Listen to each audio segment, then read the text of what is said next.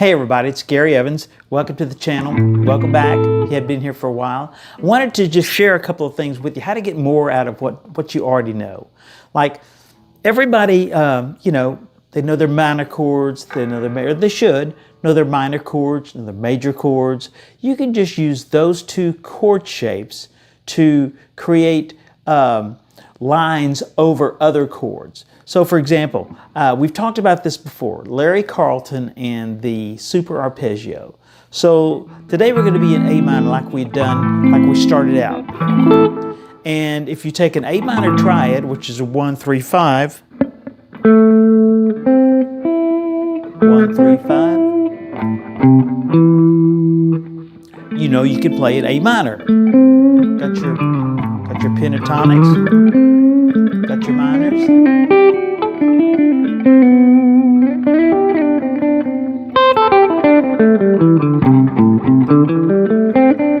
Your minor pentatonics, your bluesy sounding stuff.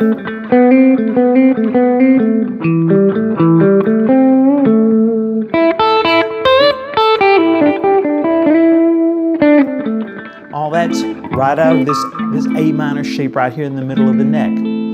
You've got another A minor up here, so you've got all of this.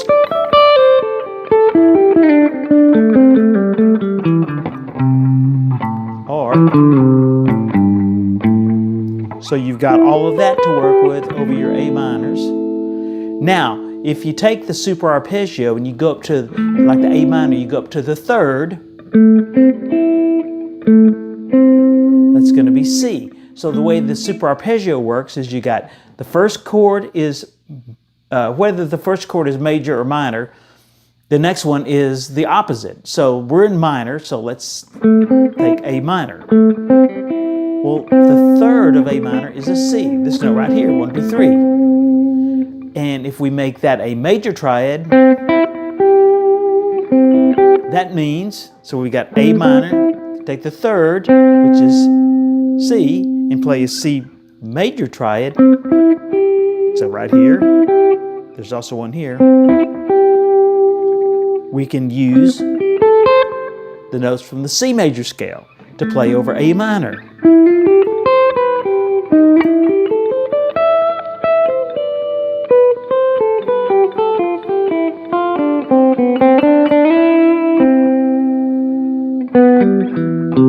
All of those notes work over in A minor.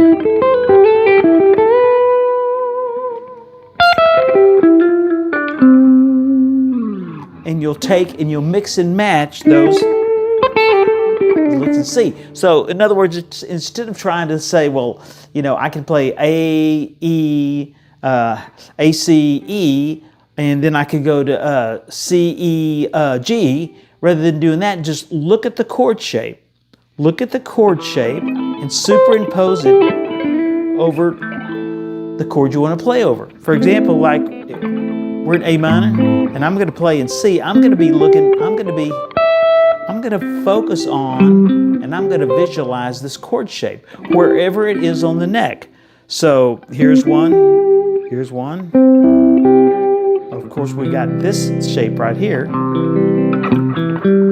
Any place, any C shape. This is why it's so important that you know your scales, right? Somebody goes, oh no, we got to know scales again. You mean do, re, mi, fa, sol, la, ti? Yeah. And there's only 7, just like 7 days of the week. So I heard that somebody used that term the other day for talking about the scale. Let's just take C for example. 1, 2, 3, 4, 5, 6, 7, and 1, 7, or 8 is just the repeat of 1, an octave up. So 2 of those are already the same. So we have to learn that.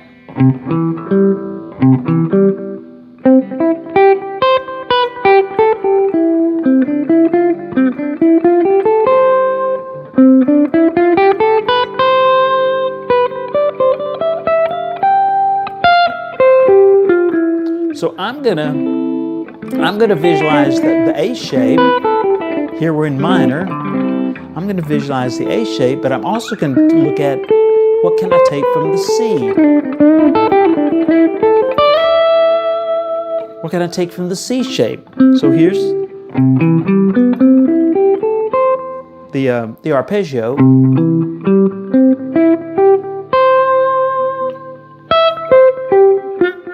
Oops. Again, our C major scale.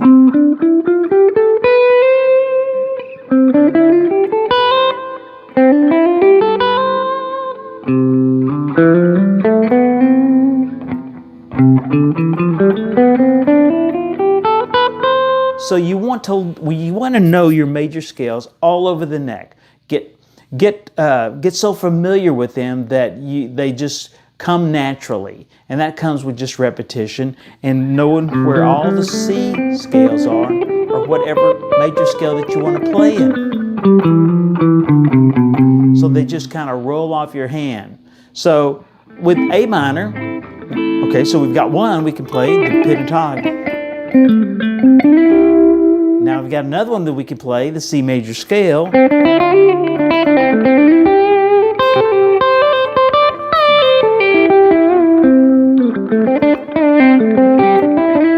And you don't just want to run scales, it's kind of boring, right? It sounds okay,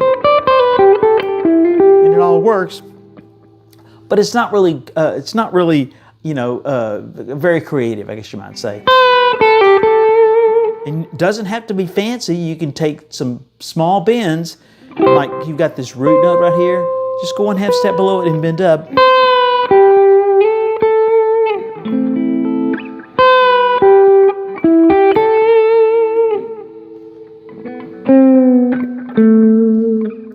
Bend down to the minor third, then the root.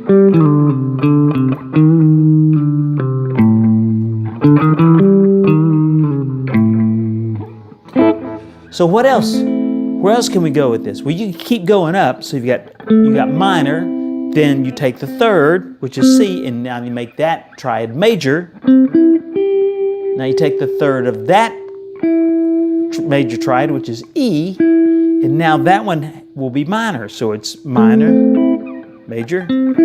If you're starting on a minor, major, E, minor. Now I just need to know where all my E minor. We do the pentatonic.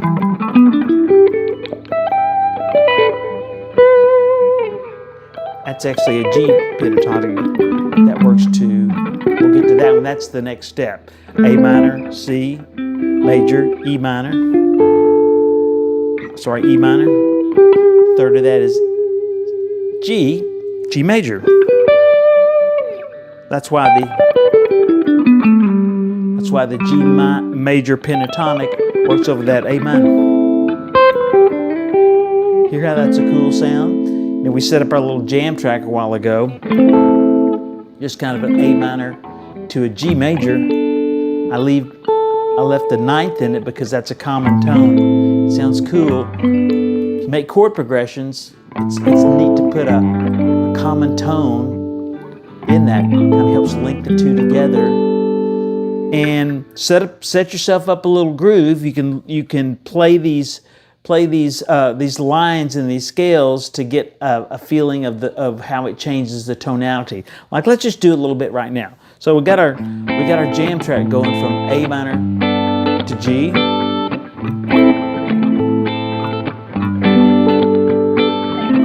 So let's take the A minor.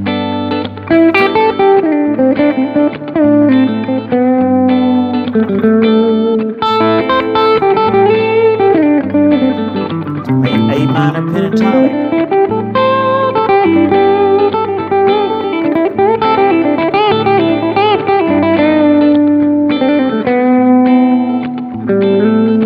Cool sound, right? All the minor stuff sounds kind of dark, so that's kind of cool. Now let's look at C, because remember, A minor, the third is the E. I'm sorry, the third is the C.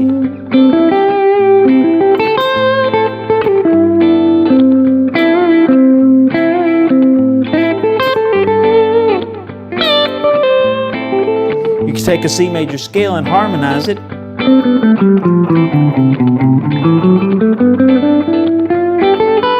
Like this.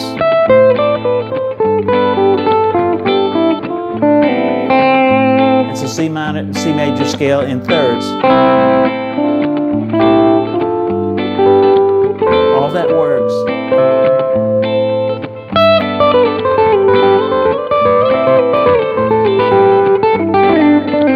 Slip back into an A minor pentatonic. You want to end on, if you end your phrase on the root note, it sounds like you're finished. But if you end it on like a third or a fifth, you can tell the listener, we're not done yet. There's something else coming. See? What's next? Or even a ninth. That also says, hey, something else is coming. But if you end on the one, it's going to be like the finality, the finish. It's a cool sound, but if you want to keep your phrases to where there's the third, it sounds like we're going someplace, right? We're not quite done. Oh, sounds like something's next, right? Sure. Okay, so there's A minor, there's C. Now we've got E minor.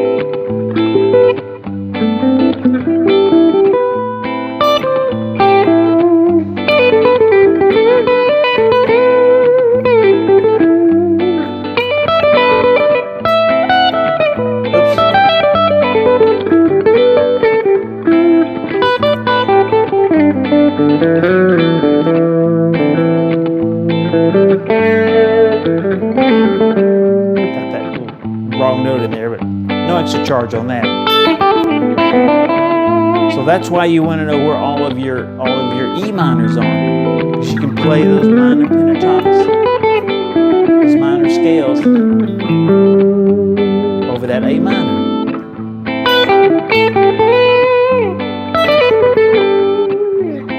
So you've got A minor to work with.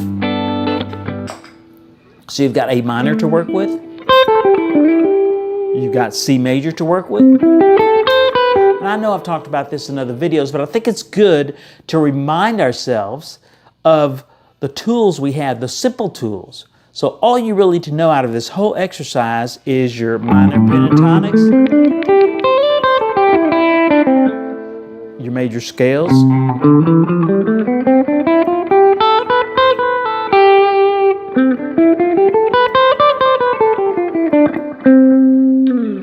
and that's pretty much it. And you've got your triads, your A minor's triad, your C major triad, your G minor triad, and know where they are all over the neck.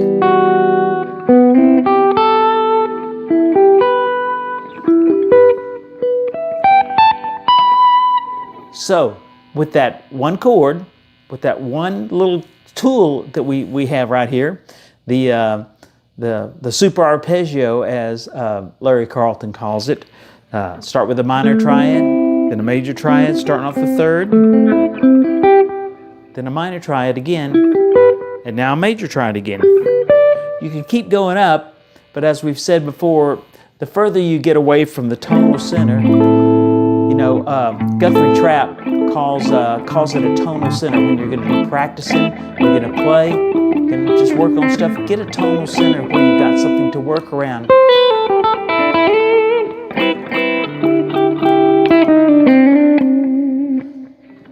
Get that sound in your head so you know what works and what doesn't, and what you can change and what you can't change. So there's some things for you today. I hope that helps.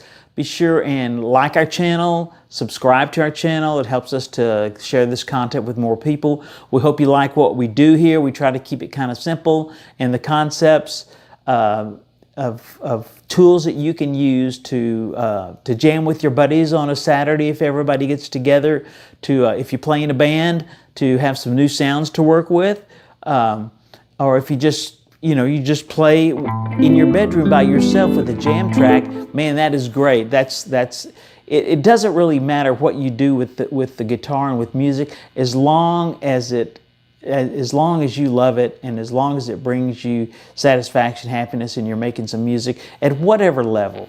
If it's just learning a couple of new chords each week or something like that, that's great. You want to learn a few songs to play when the family gets together, or maybe impress your girlfriend or your wife or your kids. At this stage of the game with me, it's my kids. Okay, so and they're not impressed, so don't be fooled. Anyway, so whatever level you are in this musical journey, we are happy for you. We're there for you. We want you to enjoy it. That's the reason I started this channel, because you know, somebody had said, and I think I'd even mentioned on this channel before, hey, I'm a self-taught guitar player. Well, you know what? There's really not anything like being self-taught. You know, I didn't create these stuff out of whole cloth, out of thin air. I learned it from someone else. And maybe because I learned it from someone else, and I showed it to myself and learned it and then showed it to someone else. You know, I learned it from someone else. They learned it from someone else. So we all learn from each other, and hope you enjoy the channel. Please give us a comment. We love to hear from you. We try to answer every one of them. So hope you enjoyed it. Again, Gary Evans, great spending time with you. And be sure and like, subscribe, share the channel with some of your buddies you play music with, and hopefully that someone will be able to get something out of this that they can use, whether it's in playing in your bedroom or whether it's playing on a big stage in a band. So everybody have a great day. Thanks for stopping by, and we'll be talking to you real soon.